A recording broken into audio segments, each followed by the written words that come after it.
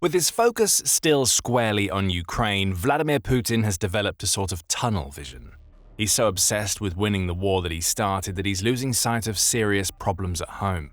Tensions are bubbling under the surface, and once the Ukraine war is over, they threaten to explode. Something big is breaking in Russia. Putin can't hide it anymore. He may not even be fully aware of it. But if Russia does come up with a solution soon, it may not be Ukraine that presents the biggest threat to the country. It could end up being Russia's own people. The big problem that is breaking in Russia right now is simple. The country doesn't have anywhere near enough police. That's according to the Kyiv Post's Chuck Farrar, who published an opinion piece on November 10th that takes a detailed look at Russia's policing situation and the many problems it now faces. Farrar dubs the situation a time bomb ticking away and that it's a major problem for Putin. Why? Well, the Russian leader has maintained power for so long, in part because he operates a police state. With enough officers in place, Putin can control the minds of the majority of the Russian people because they know that a spell in the gulag awaits anybody who angers their leader. With no police comes a reduced threat. And that could be enough to cause Russia to eat itself in waves of crime, violence, and protest. Farrar sums up the issue that Russia faces with an interesting statistic. With 1 in 3 police positions unfilled nationwide since the full-scale invasion began in February 2022, the country's internal security is under strain. This shortage has led to rising crime rates, increased violence, and a potential shift in how the Kremlin maintains order at home. We'll cover some of the consequences that Farrar raises later in the video. Right now, it's important to note that Farrar isn't the only person who has raised the question of just what on earth is going on with Russia's policing situation. On October 30th, the Jamestown Foundation published a piece that covers much the same ground as Farrar's. It points out that Russia's police crisis is a strange situation to consider. Right now, the country has about 2.5 times the number of police officers per capita as the US, along with nearly 2 times as many officers per capita as the European Union. So there are a lot of police in Russia. The issue arises not in the numbers alone, but in the fact that Russia is a police state. The country needs far more police than the other nations and entities cited because the Kremlin tries to exercise more control over its people. Police are the mechanism to do that.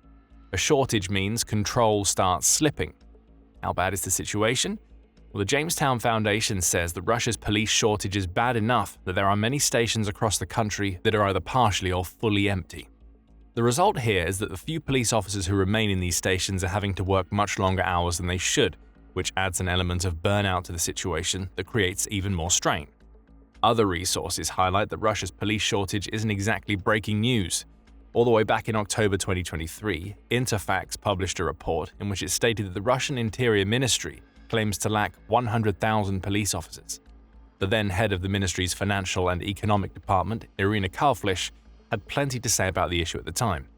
The level of allowances, salaries in our institution, to put it mildly, is not just uncompetitive, it's already hard to even talk about it, and we currently have a shortage of 100,000 employees out of the total of 700,000, and these are mostly combat units, Kalflish declared in 2023 before adding, "The issue of having a policeman on the street is very acute and urgent."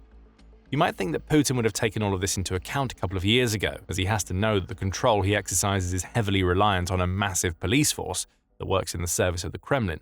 But fast forward 2 years and Russia's police shortage hasn't gotten any better. In fact, it's gotten worse. Much worse. Russia has solved its acute and urgent police problem by doing approximately nothing in the 2 years since the problem was announced. According to Farrar, Russia's Interior Minister Vladimir Kolokotsev now claims that the country's Ministry of Internal Affairs lacks 172,000 of the personnel that it needs to staff its police force. That's 18.3% of the total Russian force gone, and it gets even worse than that. The Russian Federal Penitentiary Service faces an even larger deficit, at least when it comes to percentages, as it's lacking 23% of the officers it needs. That particular service may not be as much of a problem for Putin. After all, he has been pulling criminals out of prison to fight and die on the Ukraine war front lines. He could claim that Russia doesn't need as many prison officers because it no longer has as many prisoners. In fact, November 10th brought with it the news that the Russian Ministry of Defense is offering amnesty to an even wider array of criminals than it already was, as long as those criminals are willing to go to war. United 24 Media says that convicted serial killers and violent offenders now have the ability to exchange their lengthy sentences for participation in combat operations. When they come back, they will enjoy an early release from prison. That will probably end up being the spark that lights the police powder keg that's already forming in Russia. but we'll get to that in a few minutes. Even if Putin could excuse the shortfall in penitentiary officers, he can't do the same for Russia's wider police force. It's severely lacking in the personnel it needs to ensure that Putin keeps control over Russia. Russia's police state is unraveling before Putin's eyes. And you have to wonder how Russia's leader allowed all of this to happen. There are a few factors at play here. Low pay is among them, and that's been a problem ever since Kalbfleisch highlighted the issue that the Kremlin's done nothing to solve.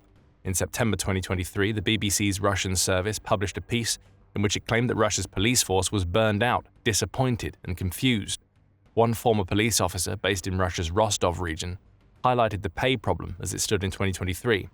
"Back then I was getting 50,000 rubles, not bad," the officer claimed, when speaking about his hiring amidst former Russian President Dmitry Medvedev's 2011 police reforms.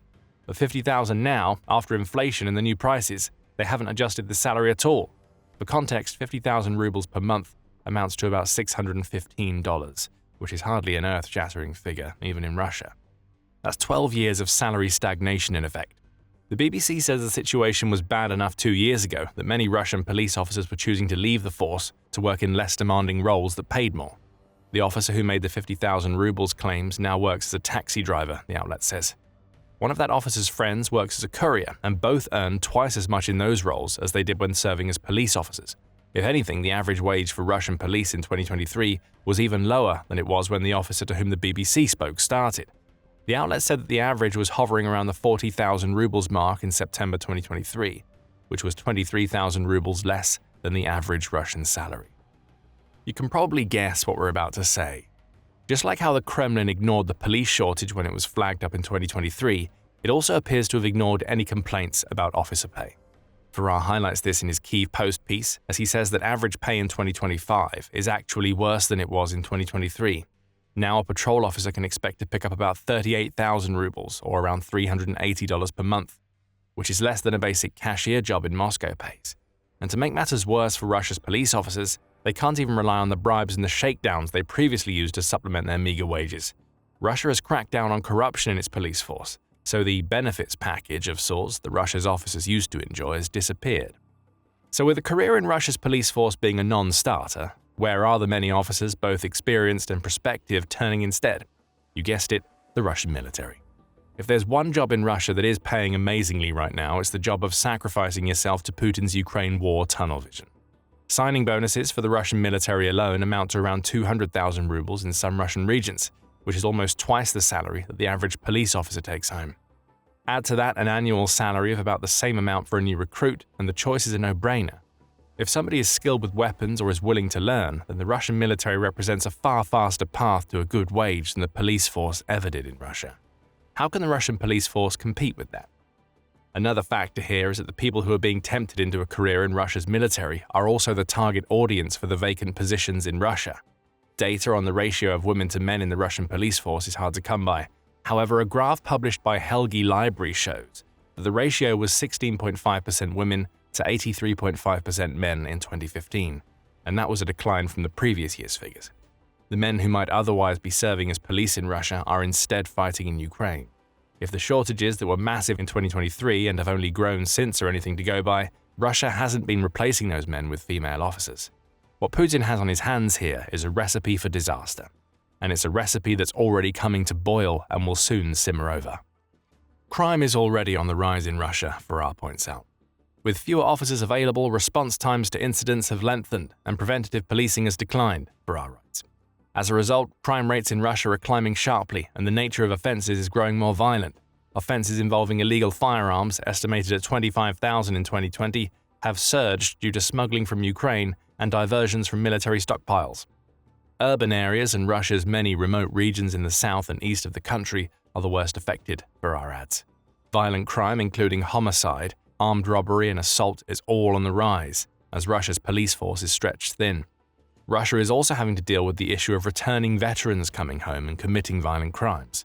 According to a June piece published by the Global Initiative Against Transnational Organized Crime, veterans have killed or seriously injured around 500 Russian civilians already, and that number is only going to get worse as more of Russia's war-weary and combat-hardened soldiers come home. Exposed to the brutality of the Ukraine war, those soldiers have spent however long they've served learning that violence is the answer to all of their problems. They'll be coming back to Russia with more money than they know what to do with and massive chips on their shoulders. Russian civilians are already starting to pay the price. In November 2024, the BBC shared the opinion of sociologist Igor Eidman. When asked what's happening when Russia's veterans come back home, he painted a dreadful picture for the rest of Russian society. This is a very serious problem, and it can potentially get worse. All the traditional ideas of good and evil are being turned upside down. The BBC also reports on comments made by a Russian police officer named Grigory, who spoke to Novaya Gazeta. He speaks of encountering a criminal he'd helped to lock up who had been released, fought in Ukraine, and came back home a free man.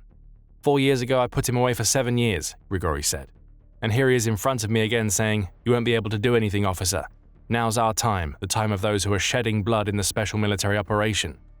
Add that to the list of reasons why Russia has a police shortage.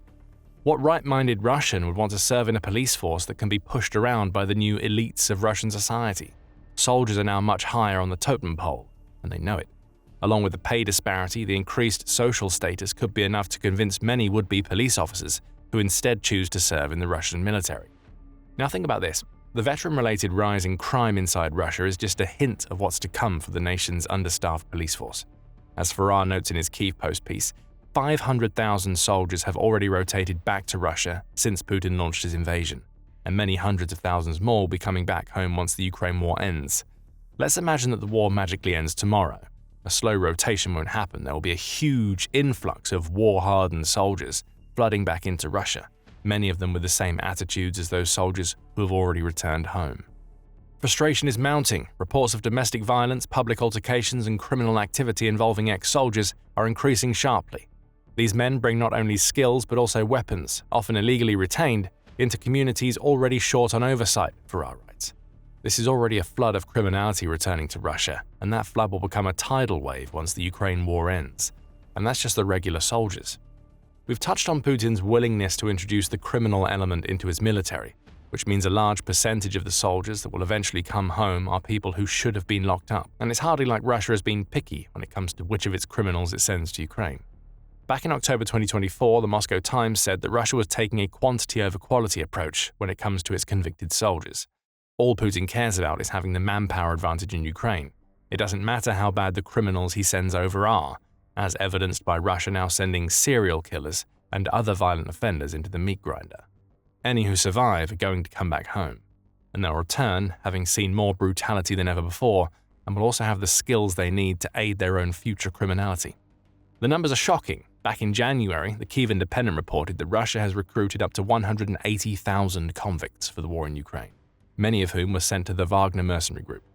As of 2024, Russia has between 300,000 and 350,000 more potential soldiers to pull from its prisons, the outlet says. Putin has created a terrible cycle here. The longer the war goes on, the more thousands of convicts he will send into Ukraine. Many of those convicts will die, but more being sent also means more coming back home. If Russia thinks it has a crime problem right now, just wait until that flood of criminals comes back home. An already overstretched police force will stand no chance against the thousands of people it had once locked up, who are starting to turn to organized crime and violence to ensure they're receiving the same level of income as they received when they were soldiers. Putin knows how much of a danger these returning criminals will pose to Russian society. That's according to Australia's ABC News, which claims that several sources inside the Kremlin state that Putin is trying to prepare for the return of the convict army that he created. In October, the outlet said that as many as 700,000 Russians are fighting in Ukraine, and that up to 180,000 of them are convicts. If Putin is concerned about that ratio, he isn't showing it. During a Kremlin meeting in June, he reportedly expressed his deep belief in his convict army plan before adding, "The people who made the conscious decision to serve the motherland and thereby achieve personal success should gradually occupy certain positions." Oh, problem solved then. Russia's convicts will come back and happily accept far lower pay for work in other roles. It makes sense. After all, these are the people who've proven that they can operate lawfully in Russian society before. Sarcasm aside, it seems that Putin has a very short-sighted view of the potential consequences of his decision, even if what he is saying publicly doesn't reflect how he feels privately. With Russia's police force in such dire straits, the convict army will also be coming home to a country that is far less able to control it. There's another factor that might come into play too: alcohol. The old stereotype makes light of Russians being fond of their vodka, but alcoholism has started to become a problem in Russia since Putin launched the invasion.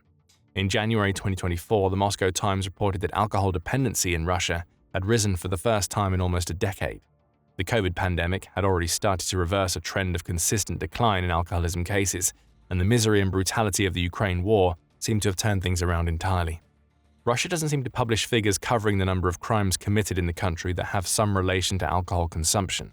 However, we get an idea from other countries. Alcohol Change offers figures for the UK, for example. It says that alcohol is a factor in 39% of all violent crimes committed in England, with that number rising to 49% for Wales. Of course, being drunk doesn't automatically lead to violence, but in a society that's already seeing the return of rotated soldiers and will eventually have a flood of hundreds of thousands return home, many of whom are convicts, alcohol could become a combustible element to add to the equation. Russia is going to need far more police officers than it has right now to deal with these problems. A shortage of 172,000 personnel isn't a good starting point. As for solutions to Russia's growing police shortage, Putin doesn't seem to have many. You could take his vague June mentions of returning soldiers gradually occupying other positions as a hint that he might think that Russia's veterans could end up becoming police officers. However, Russia's leader doesn't seem to have created any programs that could aid in this happening. The best Putin has managed is the signing of a decree in December 2022 that was meant to increase the number of police officers in Russia to 938,000 by 2025. That number hasn't been hit. And returning soldiers are very unlikely to accept the massive drop-off in pay they'll get for becoming police officers once the war ends. Russia is already struggling to recruit police because even the country's most basic jobs seem to pay more than being a police officer does. Putin's other option might be to quell any organized violence that results from the return of Russian veterans, much like the shutdown of the Wagner rebellion in 2023 for says. But that would mean Putin turning Russia's domestic security apparatus against its own people in a way that goes beyond the typical police state that Putin oversaw before he launched his invasion. Barar puts it simply, as Ukraine holds firm on the battlefield, the cost of Putin's imperial ambitions are reverberating homeward, he writes. Without reforms, higher pay incentives to retain officers or a drawdown in Ukraine, the hollowing out of Russia's police will continue. A hollow Russian police force isn't ready for the storm that's brewing on the horizon. Neither is Putin. His control over Russia may hang in the balance, and it's all his own fault. Speaking about control, Putin is losing it in Crimea as well. A Ukrainian firestorm has devoured the Crimean Peninsula, and Putin was as powerless to stop it as he is to handle Russia's police crisis. Ukraine's asymmetric assault is paying dividends, and you can find out how if you check out our video. And if you enjoyed this video, remember to subscribe for more coverage of Russia's deteriorating domestic state. And thank you as always for watching.